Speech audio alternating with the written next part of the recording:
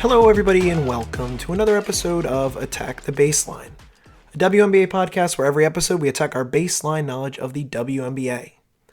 Today, Kristen and I are back to talk again about WNBA expansion. We did the activity that's hot right now. We protected 6 players on every team and created a curated list, which next week we will bring back our friend, listener Tim, to do the activity of selecting players in his would-be Golden State Valkyries expansion team. So we got to lay out that groundwork. Before we get into that, we're going to touch on a little bit of news. We've got some Unrivaled information to go over, some things that came up this week that were pretty exciting in regards to that league. Before that, Kristen, how are you doing? I got over a cold, so I'm going to try to talk a lot less, and I probably will be not very good at that because I like to talk. But anyway. Yeah, I don't know if John got over a cold or we're still going through it. No. He hasn't gotten to like the coughing stage. He just like hasn't had a voice for a week at this point. She's wrong. But we're nursing him back to health, so it's okay. Kia nursing me. Also, he forgot to mention that we are also making a video for this podcast. I feel like it is just more helpful to be able to see players' faces and the whole team on one screen as we're going through this. So look on YouTube for a video of this. And it should be on Spotify too. I think Spotify does video for like video pods. It won't be us. So this is not John and Kristen on the couch video. It's just going to be a graphic. But like Kristen said, definitely easier to have the visual, especially if you don't know who some of these players are, or you like know their name, but you can't really remember what they look like. So it should be helpful. Do check it out. Would appreciate it. And we would also appreciate it if you would send us an email at our email, attackthebaseline@gmail.com, about anything. Maybe there's a topic you want to talk about or want us to talk about in the off season. We'd be happy to cover that. We've got a lot of off season. Just started. You can connect with us too on our Twitter at @ATBpod_. And if you would be so kind as to leave us a 5-star rating and review on whatever platform you listen, that would be stellar. Because in the off season, people might not be so interested in WNBA, but if you go out there and help us in this way, then our podcast continues to get out there, and maybe people want to learn about what the potential expansion situations are going to be, because it will be busy in that regard. There's much to be talking about as far as expansions go and is concerned. So, Kristen, what happened in the world of Unrivaled this week? So perhaps you heard, they announced up to 30 players. So they announced Aaliyah Edwards, Kate Martin, Lexi Hall, and Aaliyah Boston, perhaps on their quest to get Caitlin Clark to play. They got her 3 besties to play in the league. But at this point, she still says, no, I want to be a professional golfer instead. Cool. So that's fine, whatever. But they also announced that they are expanding to 36 players instead of 30. I thought when I just heard that, oh, they're adding another team, like that's cool.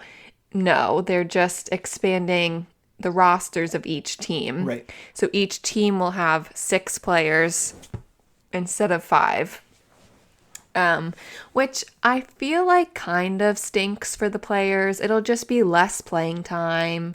Yeah, but if you did 7 teams, it wouldn't have worked. I don't know. You can figure it out. It's not that difficult to come up with a schedule. It actively makes a schedule difficult in what they already probably had ready. Whatever. Anyway. The players will still be paid as much as they were supposed to be paid. So whatever. It's just less playing time. But hopefully they still have fun. So I think that's mostly Unrivaled. Nafisa did a little video talking about, they're gonna release the rest of the players, they're gonna release the schedule, they're gonna release, when and how. We can watch on TNT, right? But like when the games are gonna be, all of that, we just have to keep being patient. So Alas, we're being patient. Yeah, I mean, we're still 2 months away. Yeah. 2.5 months away. So there's a lot of logistics that need to be done.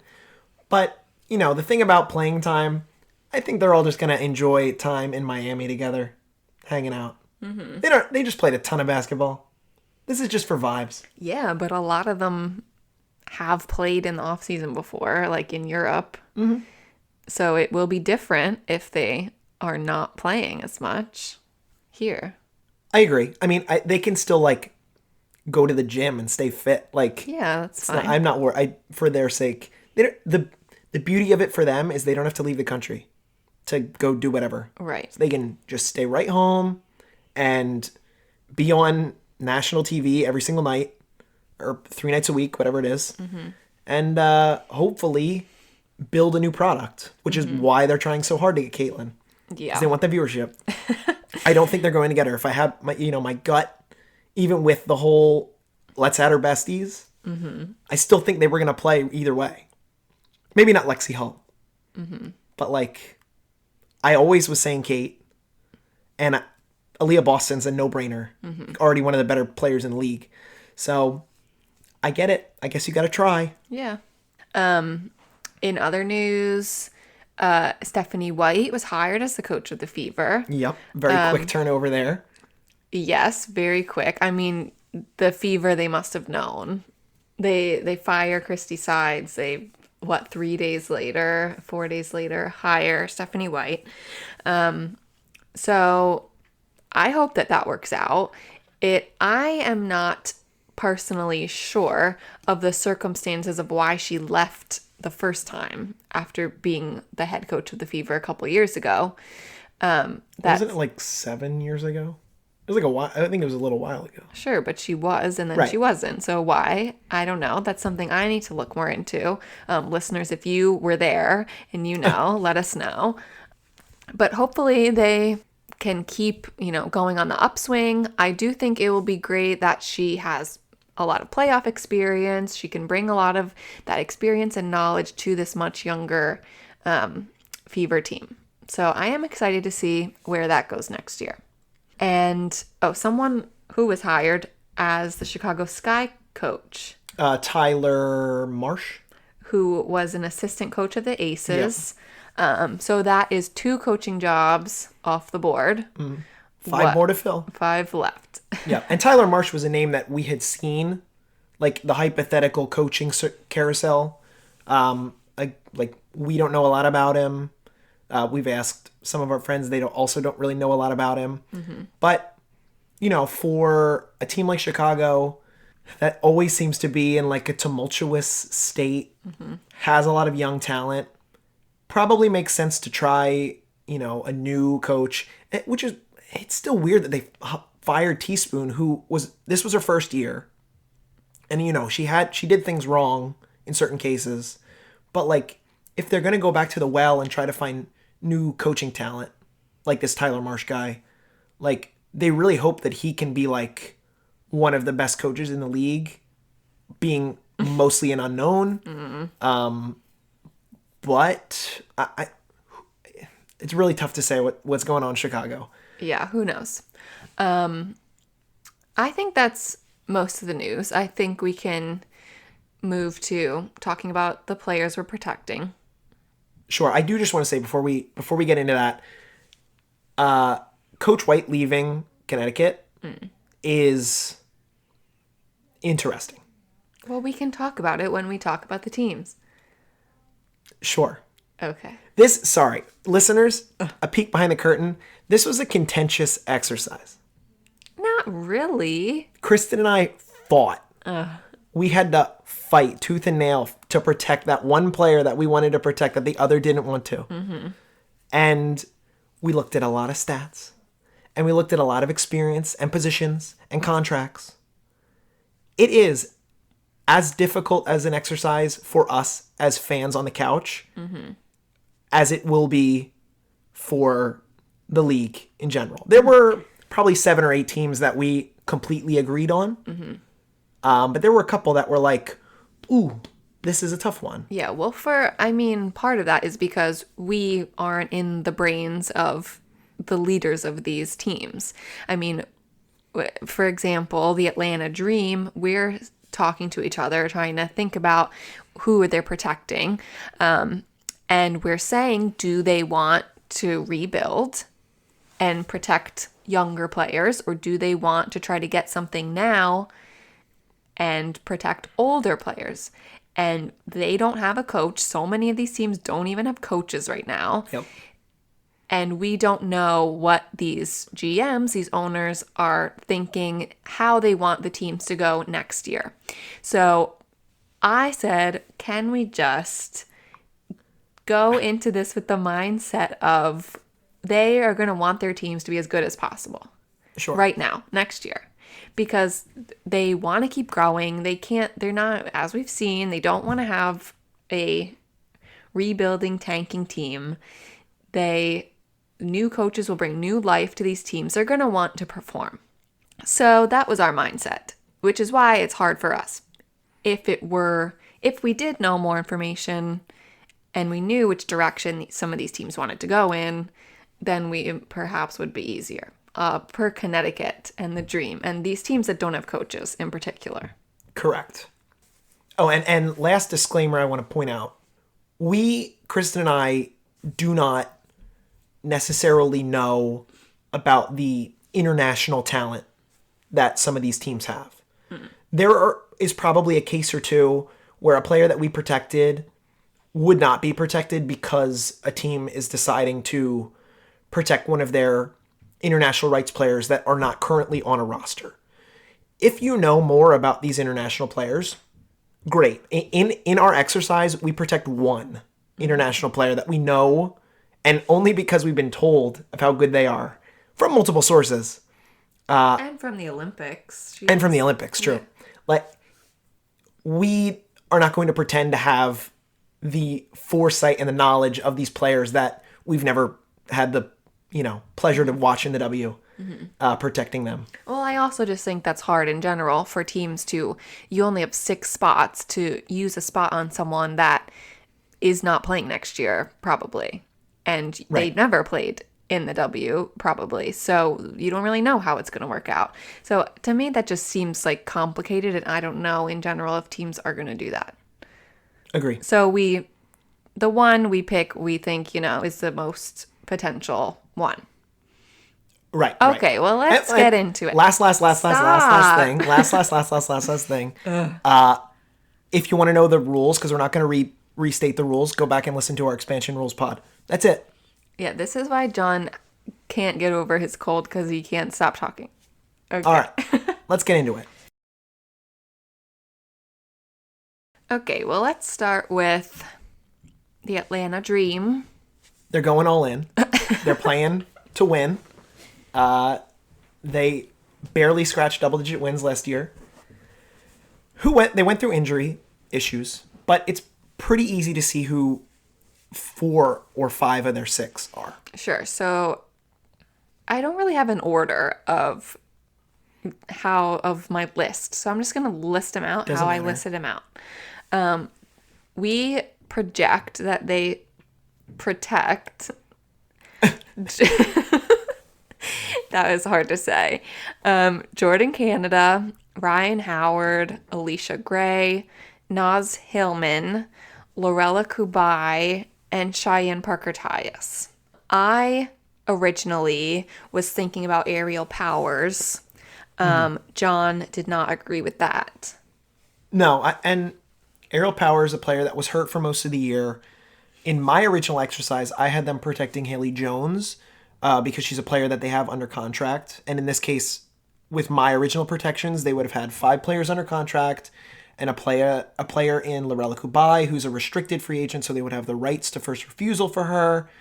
But then when we decided to, operate in win now mode, we considered the fact that this team cannot protect Tina Charles because she has been cored for multiple seasons in the past.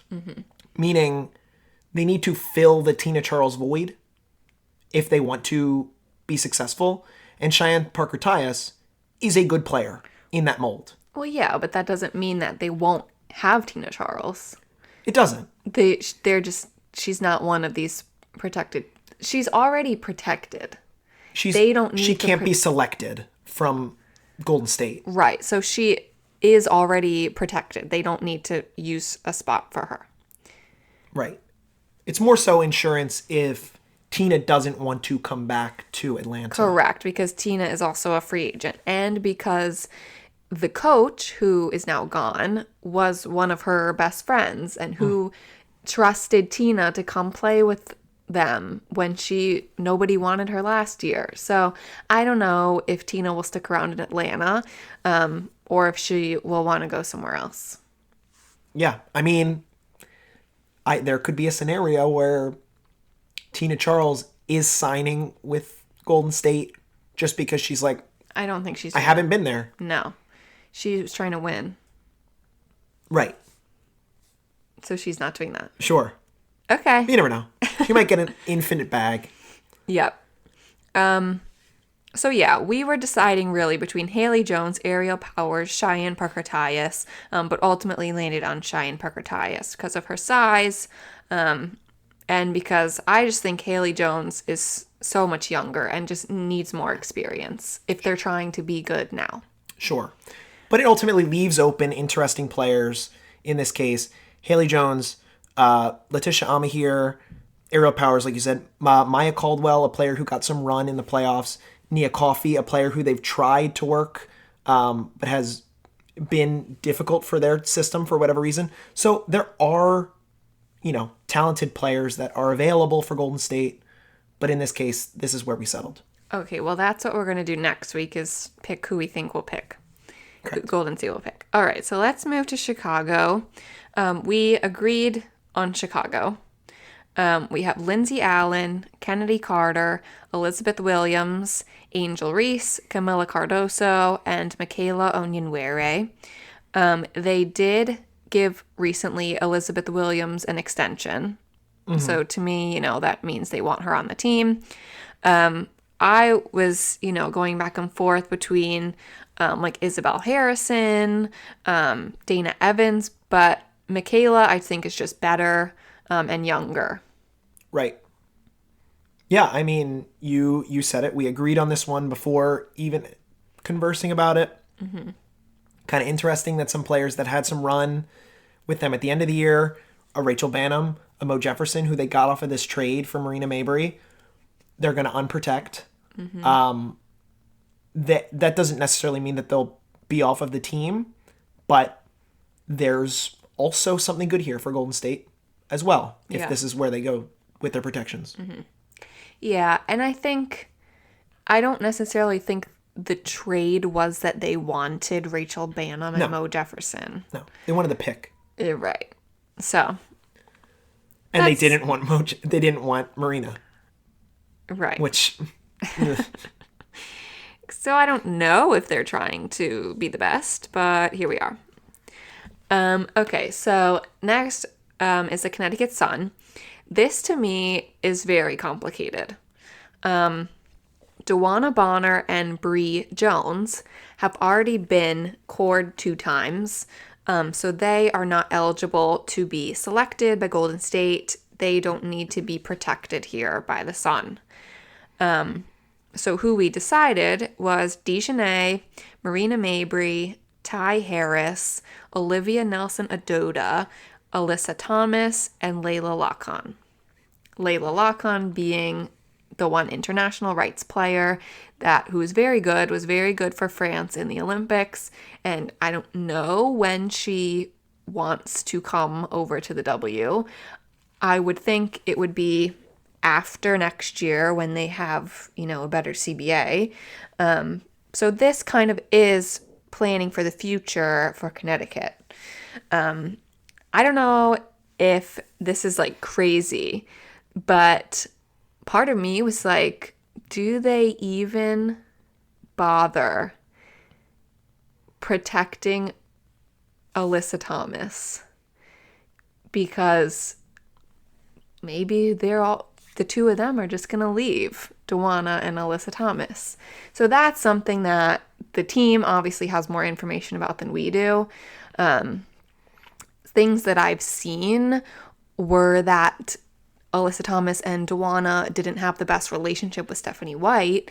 And I don't think Connecticut is the best arena in terms of facilities and things, where players are looking for that at the moment. So I think it's possible that Alyssa Thomas walks because she's an unrestricted free agent. But I think they protect her because they want her. They should want her. So they at least try to bargain with her before she goes to talk to other teams. Yeah, I'll say on this, by some miracle, inverse miracle, Alyssa Thomas has never been cored. A top 10 player in the league. So many players have been cored that you'd be like, that player was cored? Alyssa Thomas seems like an obvious core candidate from any of her previously really good years, and she hasn't been cored. So, like you said, I understand the idea of maybe we don't need to protect her. She's older. She'll, feel some type of way. Connecticut can just protect her and core her here and keep her here and keep Duana here. I mentioned it before we started this exercise. Without Coach White, we don't know what their team is going to be, their team philosophy is going to be. They were very good, and they were very close to making a WNBA finals, like a game away, obviously. The Marina trade was good for them. And I think they should want to try to run it back and add a couple more shooters, in which case they need to make sure that Alyssa Thomas is happy, i.e. core her, which makes Duana happy. And then, they can sort of rebuild this, maybe get away from Bree Jones and figure out what they can do to change their play style. They could still just be as good next year, but they are in a really interesting spot. Probably the most interesting spot, I feel like, of a team in the W, in my opinion. They could go so many different ways. Yeah, I don't think next year that all three of them, Alyssa Thomas, Duana Bonner, and Bree Jones, are all going to be on the team. I think either AT and Duana leave or Bree Jones leaves. But if, in terms of coring, if Alyssa Thomas wants to stay, I think she's absolutely cored. But if she doesn't, then she's not. And I think she's perhaps cored somebody else, somewhere else. So we will see with Connecticut. They also don't have a coach right now. So when that happens, we may have more information. Yep. We will see. Moving on to the Indiana Fever. This roster we also were aligned on. Yep. We have Caitlin Clark, Kelsey Mitchell, Aaliyah Boston, Lexi Hall, Nalissa Smith, and Temi Fagbenle. Lexi Hall, I think, absolutely gets a spot because of how good she was at the end of last season. I chose Temi, even though she's older than I thought, but she does have, she had good stats. Is a good player. So even though she's not someone who caught my eye last season, I think she is good for this team. She caught my eye, personally. I was a big Temi fan. It was interesting when I did this exercise, because we did this 2 or 3 weeks ago, probably even a month ago. And at that point, a lot of people were talking about, they'll probably protect Nalissa Smith and trade Nalissa Smith. And I don't feel like that's the case now. I think when Christy Sides was still in the building, I think there was a lot of butting heads between Smith and Sides. And when you saw Sides leave and White get hired, almost all of the Caitlin, the Lexi, Aaliyah, and Nalissa all posted on their IGs basically about how excited, just what the news was, that the news broke. I kind of feel like they are all very close with one another. And I almost feel like the scenario is now they keep Nalissa and they try to trade for a Dejanay. To make even better vibes. Well, yeah. And we know Nalissa and Dejanay. Mm-hmm. So it's just, I think they're going to want to try to improve and try to make the Nalissa work of it all. Yeah, I think so. I think they like her. And Alyssa, she was the number 2 pick 2 years ago. I think she'll be a good player. She hasn't had a lot of time, or I think it was the number 2 pick 3 years ago. Because it was AB, Caitlin. okay, well, I'm thinking Caitlin was this year. You're right. A Now it's in the past. Sure. And perhaps she didn't have a great coach or coaches around her to help her develop. So I think she'll keep improving. I think she fits on this team. Right. And if this is the case of how they go, it leaves a pretty interesting platter of players. Victoria Saxton, Grace Berger, Christy Wallace, Katie Lou Samuelson, Dantas, a player that they played a ton of in the back end of the season. Erica Wheeler, who's also like a vibe setter for that team and has been with the team for a while. I don't know. There's a lot of ways that Golden State could go in that case, but I feel like this is a pretty solid 6 that Indiana would be able to protect. Okay, so the New York Liberty, I think we keep the whole starting 5. Sabrina Ionescu, Brianna Stewart, Benijah Laney Hamilton, Jonquel Jones, and at this point, Leonie Fiebish over Courtney Vandersloot. And then we did originally disagree on our 6th player. John said Kayla Thornton. I had Niara Sabally. I think John has come to my side and has said, okay, perhaps, yes, they do protect Niara Sabally. I think after her playoff performance in Game 5 of the playoffs, you need to capture that and keep that sort of energy. Undeniable. They have Kayla Thornton and Niara. They have very similar stat lines. They are pretty similar players. But I just think Niara being younger, they can develop her more. And she was just so valuable in these playoffs. I mean, they won the championship. Yeah. So why would you change it up? It's pretty obvious that you're just going to protect your 5 and figure out who that 6th is. They could go, just because we feel that way about Niara Sabally and like the upside of having a talented center who you get to develop behind, some of the best players in Jonquel and Stewie that can play that same role. Obviously Phoebish was amazing. It wouldn't be shocking if they end up protecting Kayla Thornton because she was super important for them in the playoffs as well. Mm-hmm. But if she's not protected, then it makes, perfect sense for Golden State to go out and take a Kayla, which, we'll talk about that next week. But there's other interesting, talented players. Dojkic, a player that they played a ton of. Vandersloot, who is a longtime New York Liberty player who's been very good on the end of her career, but is playing in Unrivaled. Like, she might have some juice in the tank. Maybe Golden State wants to go with the veteran guard. It's interesting, but, I don't see the Liberty falling off because they get in a tough spot with their protections. They get all their best players, and they can keep it moving into 2025.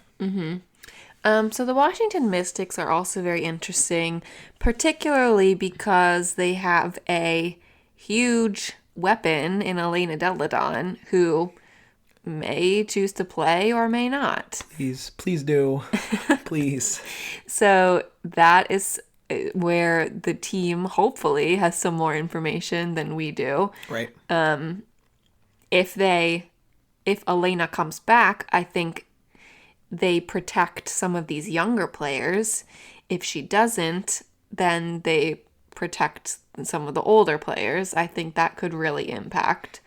But here are the people from the Mystics. Brittany Sykes, Ariel Atkins, Aaliyah Edwards, Shakira Austin, Julie Von Lowe, and Stephanie Dolson. We have heard varying opinions on Stephanie Dolson, mostly because her contract is expensive. Right, in the context of the league. Yep. But I think, she had the best 3-point percentage. I think it was Lexi Hull at the end of the year, but after, near the midpoint. It was because Stephanie understood the tanking assignment. Yeah. She's the only one in this league that understands. So she would have done much better in the end of the year. I guess. She also just didn't shoot as much. Yeah. I have always sung Stephanie Dolson's praises. So I think she's talented. I think that, this team has a lot of solid talent. We've said this. Obviously, they didn't make the playoffs. There were moments where it looked like they were going to. If this team is fortunate enough to jump from the likely fourth spot in the lottery and get one of these first two, if they get Paige, that is amazing for them.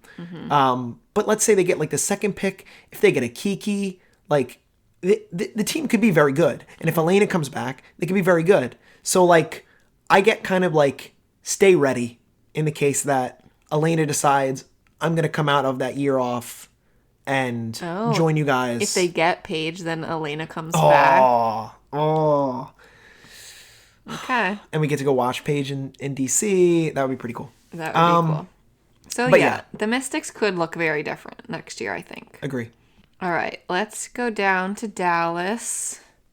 Yeehaw. Okay. I'm doing that. Dallas is also a very high potential of a team to receive Paige Beckers. The best potential.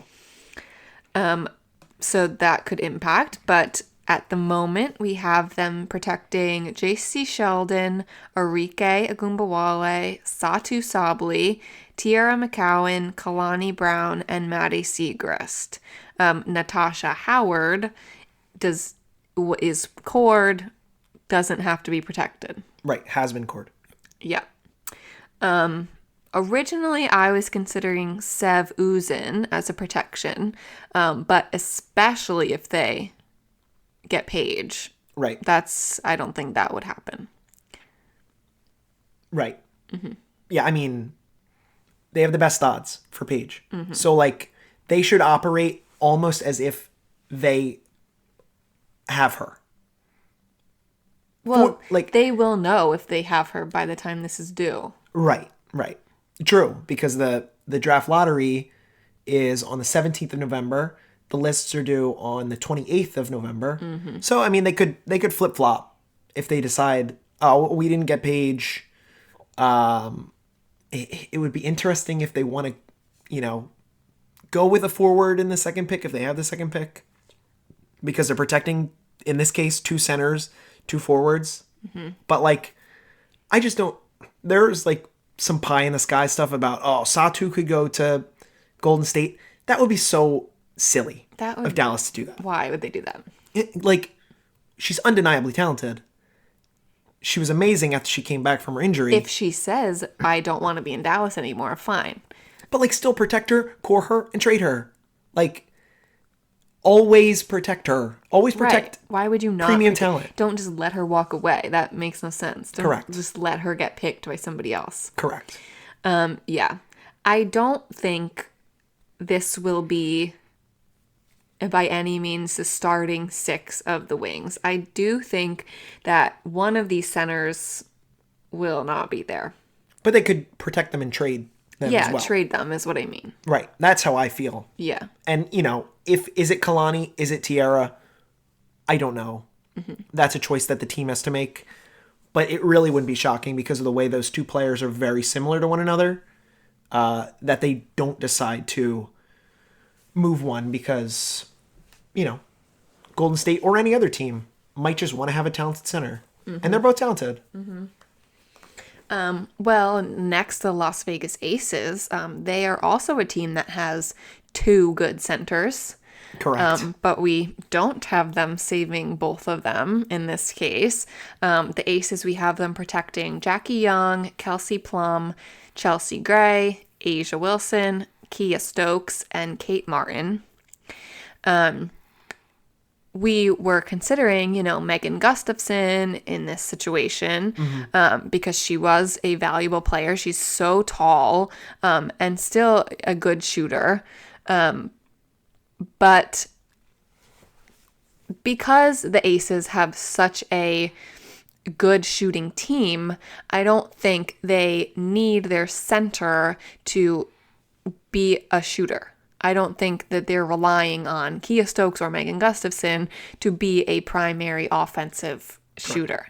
They have so many other pieces. So I think it comes more down to defense. I think Kia Stokes is better on defense. I think they're pretty comparable. But Kia Stokes really started the whole year, except when she was hurt at the very, very end. And I do think that they need to start. I mean, I guess, Kelsey Plum, she's young, but I think they need to start looking younger, the Aces. I think they had these 3 older free agents this year in Tiffany Hayes, Sydney Colson, and Alicia Clark, who ended up being really good, great for the team. But none of them might be on the team next year. They're all older. Who was it that Tiffany Hayes? Yep. She was retired, came out of retirement, so she could very easily go retire again. I don't think she should. I think she should stay, but who knows? So the team, at least with those people that they're trying to pick up later, trying to fill the team, it's a lot of older players. So I think it's good for them to want to save Kate as a young guard, develop Kate, and hopefully Kate can be impactful in the coming years. Right. And,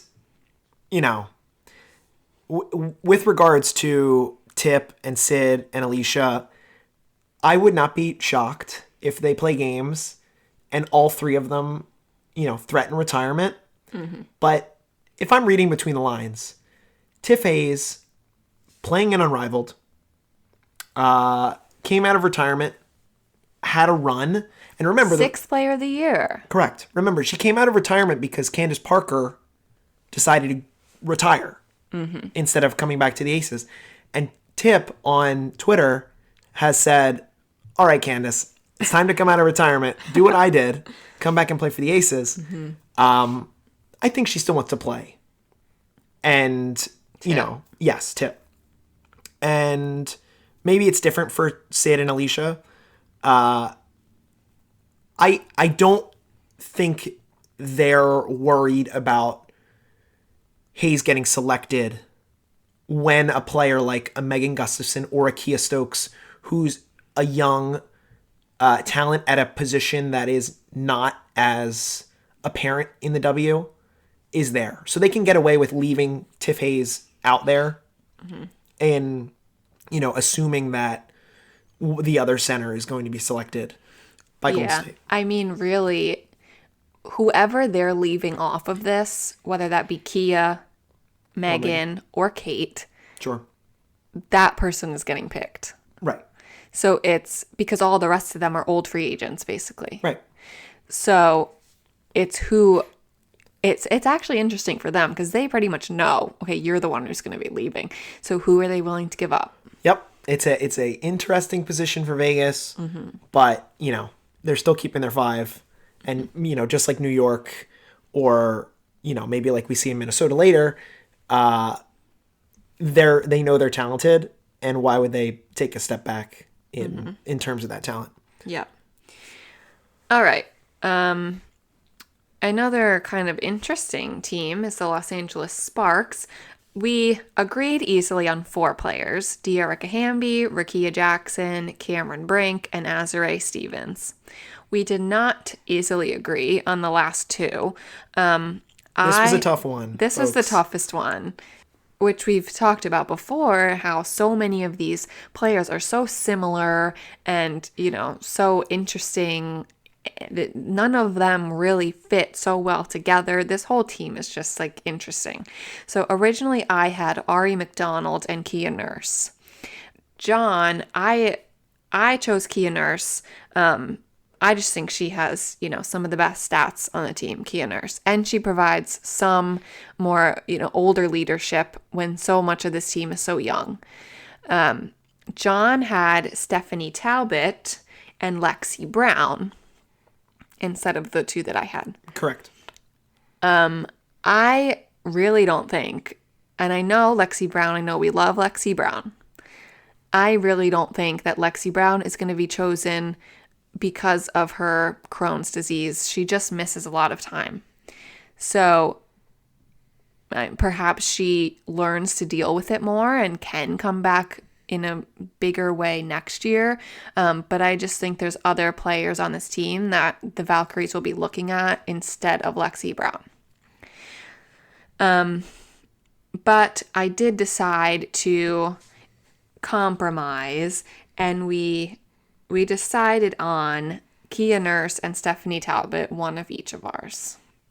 Right. So in this scenario, LA is leaving 6 guards unprotected and protecting 5 forwards. Position is relative, but I do think this is a team that has a lot of interesting talent for Golden State to make a decision from. And, Kia Nurse was a good player for them. They were the worst team by record in the league. Have a very good chance of getting Paige, just like Dallas. And, what I have to say about my position on Lexi Brown is she is one of the very few players in the WNBA who is under contract in the year 2026. We know that when the new CBA comes, there will very likely be verbiage that generates higher salaries for some of these players, gets them above the $250,000 per year contract value, and having a player like Lexi Brown, whether she is hurt or whether she's out with Crohn's or not, having a player that's under $100,000 who is as good as Lexi Brown when she's able to play is a benefit for a team like LA, who, if they get Paige, 2026 Sparks with Paige, Rakia, Cam, Azare, Steph, Dearica Hamby, they could be one of the 3 best teams in the league, just based on the talent level. So, you want to benefit. There are other good guards that are going to be available that are going to be available more than Lexi Brown. Right. Lexi Brown is not make or breaking your team. I don't know. I don't know. Unfortunately we didn't get to see much of Lexi Brown this year, but when we did, I think she was pretty good. And I think she's very well liked in the league. So I wouldn't even be shocked if Golden State decides to go with Lexi Brown as their choice. I would be shocked. We'll see. Honestly. But one of the main reasons for Stephanie Talbot is because the Sparks also did extend her contract. Correct. So I guess that means they want her. And Azare too. A bunch of players. They right at the end of the year, it was like, oh, there's a 1-year extension, I guess they're part of their plans. Mm-hmm. We'll see. All right, so let's go to the Lynx. The Lynx, there was maybe one player we discussed, but we keep the starting 5. Nafisa Collier, Kayla McBride, Courtney Williams, Alana Smith, and Bridget Carlton. At first, we were protecting Natisha Heidemann. She was essentially the 6th player option the entire year. She definitely made a big impact on the court during the playoffs. They went to her a lot in the playoffs over somebody like Myisha Hines-Allen, who they traded for. They chose Natisha instead. So that was, bonus points for Natisha. But we think that perhaps instead they choose to protect Dorka Juhas. I think one of the things that the Lynx struggled with was their size. They need someone tall, which I think was great in that they chose to pick up Myisha.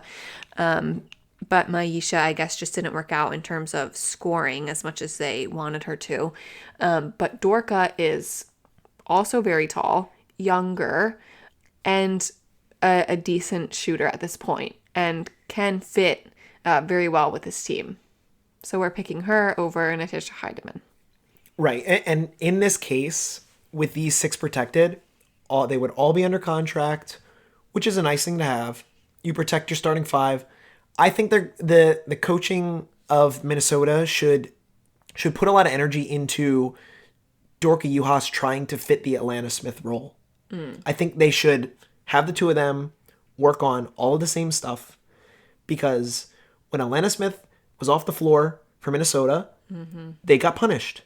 If you can have a second Atlanta Smith, then the sky would be the limit for Minnesota. Yeah. So it just made sense. When we did this activity originally a month ago and Minnesota wasn't in the finals, and we saw where it was apparent that like Minnesota needed additional size, it made sense to protect Natisha Heidemann because she's been a reliable player and she's well liked in the locker room. But like Dorka Juhas, a second-year player, there's a lot of upside there. So I think it just makes sense to try and capitalize on that. And she even got a little run in the playoffs, and I believe it was game 4. She was pretty successful for them. So if they can benefit off of that, then I think they'd be all the better off for it. Okay, second to last, the Phoenix Mercury. We don't need to worry about Brittany Griner. She has been cored twice, so she can't be chosen. So we are protecting Natasha Cloud, Natasha Mack, Kalia Copper, Rebecca Allen, Sophie Cunningham, and Celeste Taylor. We left off Diana Taurasi. I think she can do whatever the heck she wants to do. So if she wants to be on this team, she'll be on this team. If whatever the heck she wants to do is not retiring, then yeah, I think that's what she's going to do. So I don't think she needs to worry about it at all. They don't need to worry about protecting her because, I mean, the balls of the Valkyries to say, we picked Diana Taurasi would be insane. So So silly. that's not happening. She'll just say, I retire. A month later, she'll unretire to the Mercury. So whatever, they're not picking her. The Celeste Taylor could go potentially different ways with some of their other bench pieces. But in the end, Celeste Taylor got some playing time in the playoffs. And I think she fits this team well. So that's why we decided to go that direction. Yeah, I mean, I don't really have anything to add. The back end of this roster is a lot of unproven talent or players that have not had a lot of run with Minnesota or with the Mercury. So Celeste is a player that they played in the playoffs. They had some success with. Obviously, she broke her nose. It just seems like the best place to go with the 6th pick. But I really don't know. The Mercury's another team that I'm like, you got a lot of spaces that you got to fill. You got to figure it out. Okay, and last but not least, we have the Seattle Storm. We don't need to worry about NECA because she has been already cored, so she can't be picked. So we are protecting Skylar Diggins-Smith, Jewel Lloyd, Ezzy Magbagor, Gabby Williams, Jordan Horston, and Sammy Whitcomb. I think Gabby Williams has made it clear in the past that if she's in the W, she wants to be cored. So if they tell her, we'll core you, I think she comes back. Do it. Freaking do it. Yep. But she is a free agent right now, so she could go play somewhere else again. And I think they pick Sammy Whitcomb. This was one we also disagreed on a little bit, but I think they keep Sammy Whitcomb because they need more shooting. And Sammy was pretty good at doing that. As opposed to, she took more shots than Victoria Vivians or Mercedes Russell did. Right. She's just a willing shooter on a team that didn't have a lot of shooting.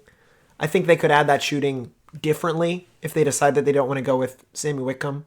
If they liked what Mercedes Russell gave them as a backup center, then they'll probably want to protect her, which is who I had them protecting, obviously. But it's sort of up in the air. Like the other 5 that they're going to protect is going to be their talent base. I assume that they're going to sign NECA back. They're going to be pretty close to a run it back team plus a couple pieces, I feel like. So I kind of feel like they can go, 2 or 3 ways here. But like, please just give Gabby Williams a bag. She is so good, and she is the exact kind of player that they need. And I do believe that if they are able to convince her to stay and give her this contract, like, Seattle could make a lot of noise. And Oh, yeah. I don't know if people are saying that. If she's on the team the whole year, I think it goes totally different Yeah. than how it did. One player that we left out was Nika Mule, who sadly just like really didn't get playing time this year. And more sadly, just got really hurt in her overseas play. So I don't know her timelines to come back. She might not be ready at the beginning of the season. Yeah. So I don't think they're protecting Nika. No, which is sad. Yep. But those are our protected picks. Comment, email us, let us know what you think if you have different players being protected. Look out for next week. We will have listener Tim on, who is going to be the Golden State Valkyries' #1 fan, acting as their GM and picking who he thinks that they will select as their 12-player roster from these teams. And that's what's going on this week. Yeah. Again, it's the quiet part of the off season. It might just be a couple more Unrivaled news things next week, but the news around the league is going to be pretty non-existent. So we're going to continue with this exercise. It's a lot of fun. I encourage you to do it yourself and think about, does that make sense to protect? Maybe think about what the Golden State team could look like if you make certain selections at the different positions. And just have fun with it. This is a time expansion. We haven't had an expansion since 2008. So it's going to be very interesting and very new, especially for new fans of the WNBA and new fans to expansion drafts. They don't happen that often. So again, like Kristen said, send us an email, attackthebaseline@gmail.com. Send us a tweet, ATBpod_. Comment on the video, which hopefully you watched. But Kristen, I am looking at the baseline. What are we going to do? Attack it. Attack the baseline. We will be back soon. But until then, talk to you later. Bye.